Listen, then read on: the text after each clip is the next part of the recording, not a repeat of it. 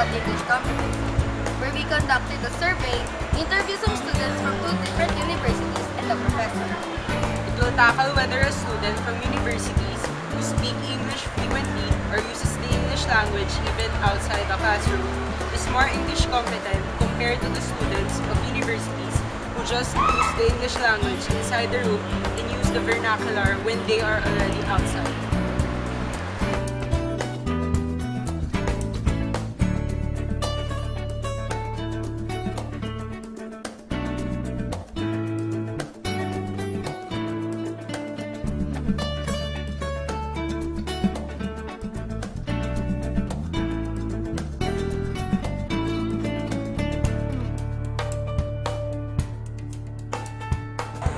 For me, it doesn't mean na mas competent yung sa ibang university na sa normal conversation nila English beginners. Kasi for me, we are Filipino, so it's normal na in our normal conversation, Filipino yung language natin. And that doesn't mean na we are less competent than the other schools. I agree with her kasi hindi naman based sa language natin yung competence. And actually, nasa tao naman kung ano yung choice mo na gamitin mo sa normal conversations. Hindi naman yan ang mag-determine kung ano yung intellectual ability mo or what. So, it's not about the language. Well, basically, there are a lot of people who still manage to speak in Filipino outside their classrooms because you rarely hear people speak English outside the classroom. That's because there are a lot of students who know more of the vernacular rather than English. I personally myself speak English to my parents, to my sister, but not to the maid or the driver. But I speak English to them because for years we spoke to each other in that language, and that proves how competent we are in the language. However, if you see the people here in the campus, once they leave their rooms, once they go home, they started speaking a language other than English, like Tagalog, of course. So there, nothing more to say.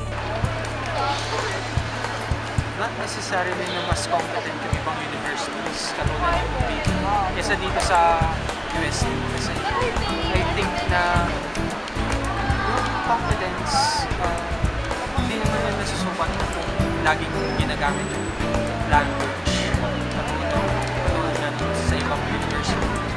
Kasi tingin ko mas madalas lang nilang ginagamit obligation lang yung ginagawa nilang, pero not necessarily na ibig sabihin mas competent sila kaysa sa atin. Hindi naman necessary na kailangan yung pagsasalita ng English outside the room, i-maintain siya sa pagiging competent na isang tao. Depende rin naman yung pagiging competent na isang tao or efficient niya kapag nasa work na siya at dadalhin niya yung mga natutunan niya sa room. Hindi naman necessary na kailangan niyang i-practice yung pag-speak ng English outside the room. Although, magandang practice na yung pag-speak ng English, gawin siya even outside the room. Kasi, yun nga, practice makes perfect. For me, hindi rin siya, although magandang advantage ang magsasalita ng English outside or outside the university or practice outside the classroom, I believe na hindi ito yung measure or sukatan para masabi natin na magiging successful ang isang tao sa kanyang field or sa kanyang expertise, diba? Although magandang, gaya na sabi ni Mara na maganda yung practice ng English outside the classroom, mas maganda kung magpo-focus tayo dun sa sa field natin or expertise or dun sa gusto natin marating. Hi, I'm Justin, and the complex nature of English engages some students to encounter some difficulties, especially for those students whose first language is not English. And with that, I believe that the students who are studying in LaSalle and Ateneo are more competent in speaking in English because they have practiced and embodied the language of English into their everyday lives. Unlike us Tumashans, we seldom speak English.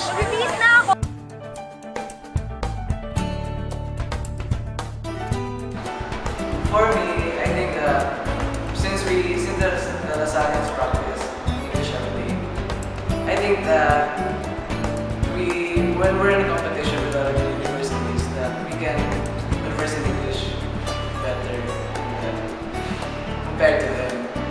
But I also think that since the other universities get to study English too, so since they have the opportunity to study English in their universities, I think that even without much practice, I think that they can still converse in English.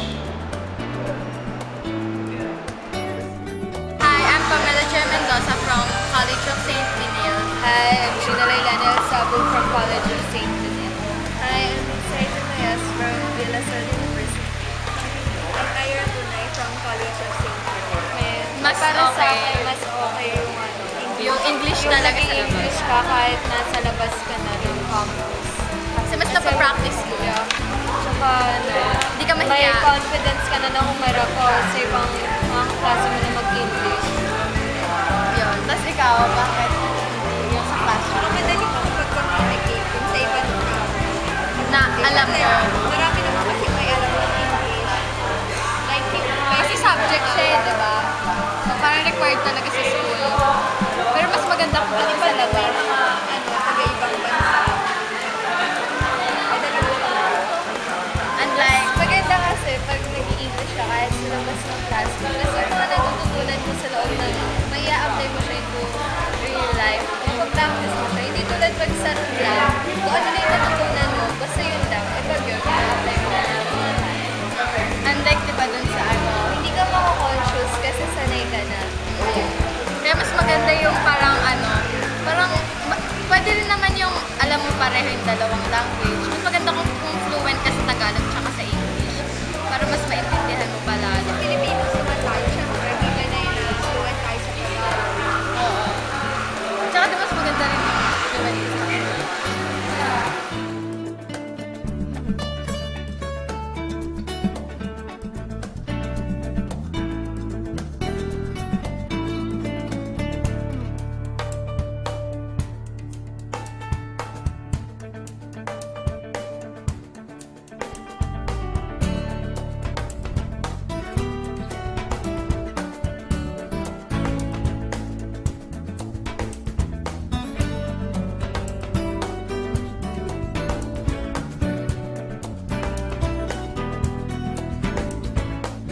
I don't think so. For example, me, I finished my undergraduate in UP Los Baños. And in UP, there's this culture where English is not widely spoken outside of the classroom.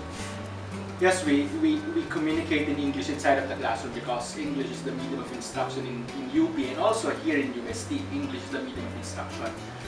But like UP, the moment we step out of the classroom, that's where we don't communicate in English anymore.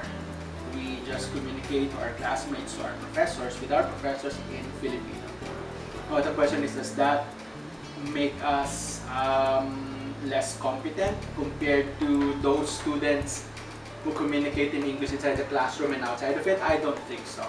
I don't think so. It's just a matter of the subculture that exists in those universities.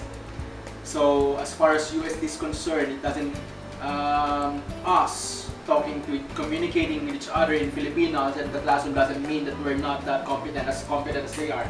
I've always believed that UST students can be competent in English, but it's just that our culture in our universities is that we don't have the same culture, like the culture that they have in those universities that Jeff mentioned a while ago. So that should not really be a matter of concern for students of universities where students communicate in Filipino. That should not be an issue. As for me, if you'll ask me, what is important is that students are still able to communicate in English inside the classroom, and even when they're outside of the classroom, when they communicate in Filipino, what's important is that they still communicate correctly. Yun yung mahalaga dun. Whether it's in English.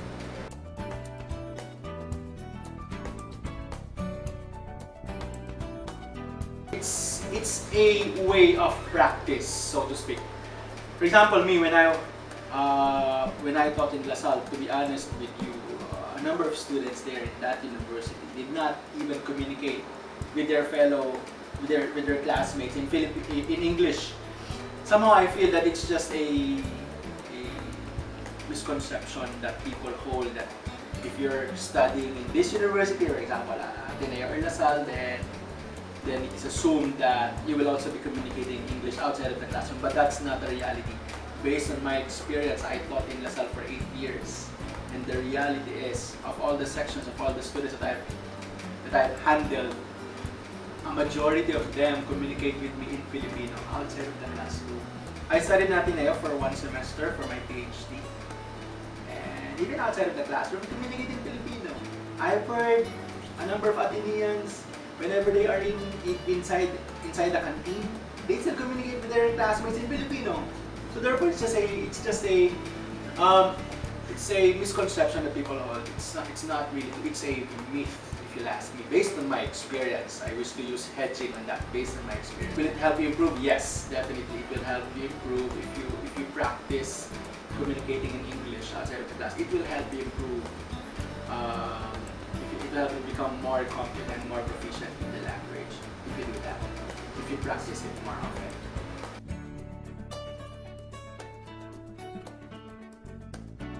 I don't think so.